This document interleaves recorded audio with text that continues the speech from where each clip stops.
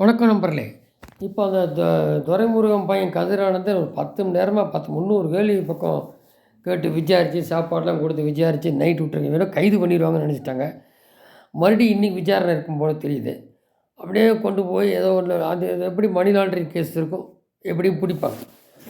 விசாரிச்சுட்டு அது ரொம்ப சிவியராக இருக்குது 19லேருந்து. அது தவிர மணல் வேற கொள்ளை இருக்கேன் துரைமுருகன் அவங்க ஃபாதர். அது வந்து 60,000 கோடியும் கூட இருக்கிற ஆளே சொல்லியிருக்காரு. துரைமுருகனோட கூட இருந்த நபரை. ஆனால் ஒருத்தர் காட்டி கொடுத்துருவாங்க. கவர்மெண்ட் கொடுத்து வெறும் 38 கோடி தான்.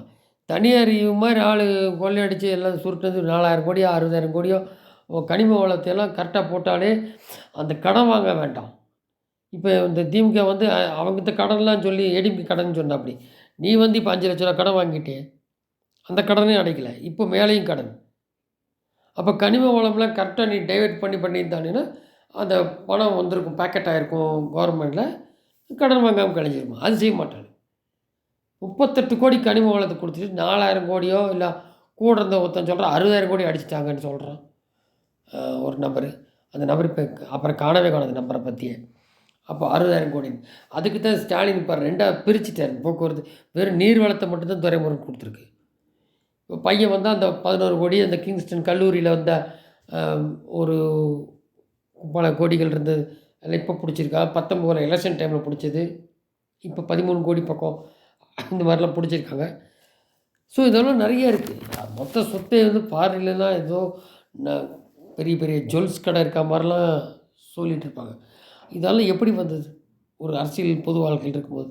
இந்த ஒரு நபர் மட்டும் இல்லை, எல்லாருமே அப்படித்தான் இருக்கும். தலையிலேருந்து வாழ்முடி. அப்போது இதில் வந்து இது ஒரு பிரச்சனை, இது போகும், அது நடவடிக்கை வரும். அப்புறம் இந்த டங்ஸ்டனுக்கு பேசிகிட்டே இருந்தோம். தமிழ்நாடு டங்ஸ்டன் திட்டம் எதுவும் வராது நேற்று போய்ட்டுன்னு சொல்லிட்டாரு. மதுரை மாவட்டம் மேலூர் பகுதியில் டங்ஸ்டன் சுரங்கம் அமைப்பதற்கு விவசாயிகள் மற்றும் பொதுமக்கள் எதிர்ப்பு தெரிவித்தால் அந்த திட்டம் நிறுத்தியாச்சு, அறிவிப்பு வந்துடும் சொல்லிட்டாரு. நம்மளை நமது விவசாயிகள் பாதுகாவலாக இருக்கிறார். எனவே நாயக்கர்பட்டி வலாளப்பட்டி இன்றைக்கி வரும் மகிழ்ச்சி செய்தி, கிஷன் ரெட்டியை பார்த்துட்டா பிரதமர் சொல்லிடுவார். மத்திய அரசுக்கு ₹1 கூட வருமானம் வராது. திட்டத்துக்கான பணிகள் முன்னெடுக்கப்பட்டது எந்த இடத்திலும் மாநில அரசு தடுக்கவில்லை. அப்போது ஆச்சா அதற்கு அதில் தான் பணம் வருமானம் வேற என்ன அதை சொல்லிட்டாரு. அப்புறம் இப்போது இந்த ஞானசேகரம் பாருங்கள், அவன் வந்து வலிப்பு நோய் வந்திருக்கு உள்ளாந்திரி. சொன்னோம் இல்லைங்களா ஏற்கனவே அந்த ஆம்ஸ்டாங் கொலை வழக்கில் கரெக்டாக துப்பாக்கி தேடுற மாதிரி போய் 2 பேரை என்கவுண்டர் பண்ணுறாங்க. அப்போது இதில் வந்து போலீஸ் அடையாறில் அரசியல்வாதி மாண்புமிகெல்லாம் இருப்பான்னு நினச்சாக்கா இப்போ போலீஸு அடையாறில் ஒரு 6 போலீஸ் தப்பா அவன் நம்பர் இருக்குது அவன் ஃபோனில் ட்ரேஸ் பண்ணான். அந்த ஐபிஎஸ் 3 பேர் கண்டுபிடிக்கிறாங்க கோர்ட் இன்ஸ்ட்ரக்ஷன் படி. இனி இந்த மாண்புமிகெல்லாம் அவன் கூட ஃபோட்டோவில் இருக்க மாண்புமிகெல்லாம் இருக்காங்களா, இல்லை அண்ணா யூனிவர்சிட்டியில் உள்ள நபர்லாம் இருக்காங்களான்னா இந்த ஆளை உயிரோடு வைப்பாங்களா? கேள்விக்குறி தான். கோர்ட் இன்ஸ்ட்ரக்ஷன் இருக்காங்களா என்ன ஆகும் தெரியாது. எதுக்கும் பயப்படுறது இல்லையே.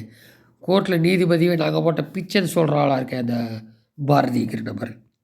ஸோ இப்போ வலிப்புங்கிறான் மேல் சிகிச்சை கூட அங்கே அவருக்கு தலை ஸ்கேன் செய்து வேறு சிகிச்சைக்கு அவருக்கு வழங்கப்பட்டது. தற்போது உடல்நிலை சீராக இருக்குது அப்படிங்கிறாங்க.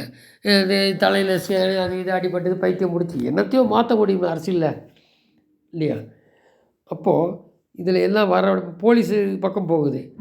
இப்போ இந்த அரசியல்வாதி என்னன்றது இன்னும் விசாரிக்கும் போது தெரியும். விசாரணை இருக்குது, அது கூடலாம் இந்த மாதிரிலாம் உடம்பு சரியில்லை அது இதுன்னு ஒரு காரணம் ஆகுது ஒன்று. அப்புறம் இன்னொன்று இந்த சிபிஐலாம் வரக்கூடாதுன்னு ஸ்டாலின் மம்தா மாதிரி லாக் பண்ணியிருந்தார். என்ன லாக் பண்ணுறது, அது கோர்ட்டு வேண்ட முடியும் வந்துடலாம். இப்போ கள்ளச்சாராய விஷயம் குறித்து 68 பேர் இறந்தாங்க இல்லையா, அதுக்கு சிபிஐ விசாரணை இன்ஸ்ட்ரக்ஷன் வந்து கொடுத்தாச்சு. 68 பேர் பலியானாங்க. கள்ளக்குறிச்சி கருணாபுரம் மாதாச்சேரி சேஷமுத்திரு இல்லை கடந்த ஆண்டு ஜூன் மாதம் கள்ளச்சாராய விஷயம் குறித்து 208 பேர் பாதித்து 68 பேர் இறந்தாங்க. பெரும் அதிர்வலை நாடு முழுவதும் ஏற்படுத்திச்சு.